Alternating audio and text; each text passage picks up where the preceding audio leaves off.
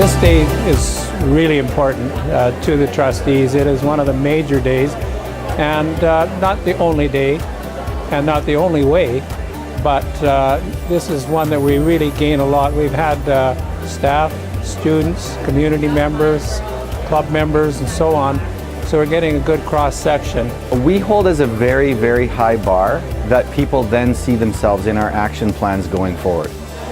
So as we present an education plan, and as people who are here or part of our engagements throughout the year read through that education plan, our intent is that they say, that's me. I find myself in that plan. They listened. They heard what I had to say. Our students possess the confidence, resilience, insight, and skills required to thrive in and positively impact the world. That's the vision we're setting forward.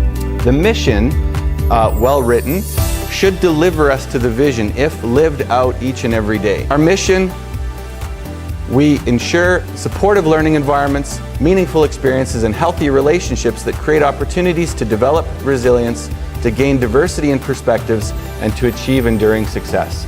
We presented just sort of things that we had been looking at and maybe wanted to see in it. And we had certain interpretations of what those words meant. And it was interesting what the community sees, and our teaching staff and our community groups see as interpretations of that.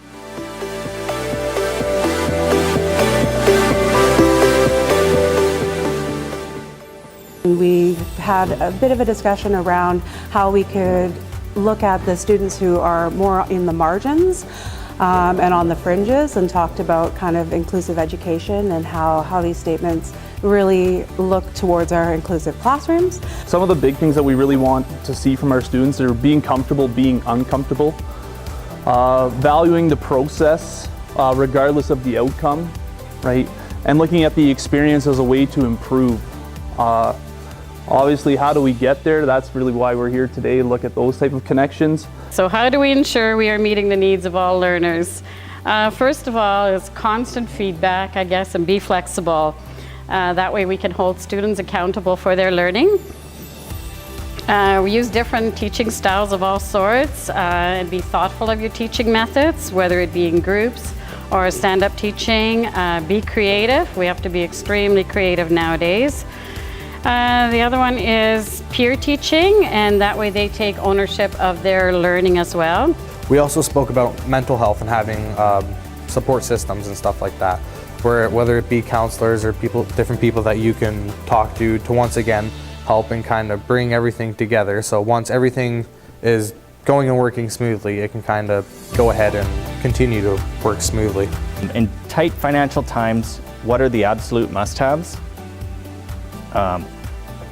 Staffing within the schools in order to maintain or reduce class sizes, and additional student supports including educational assistants and counselors, and developing teachers and other staff to equip them to deal with complex issues that are increasing. The new report card framework that we're looking at is a better reflection from what we've heard that the parents are expecting. It gives it more consistent for teachers if they use the percentage, to be able to, for a parent to look at it and say, oh, 65. Not that 65 really means everything, but it gives a parent an idea of, okay, if we work just a little bit harder, when my kid goes into high school, they'll be able to go into 10-1 rather than 10-2. There's a couple things we talked about at our table. Really, one was the importance of different methods of communication, emails from teachers, social media, newsletter, school messenger, the website. Just one method doesn't work for everybody, so the more broader our messages or what's the word I'm looking for, the tools that we use to disseminate information, the better it is for the user.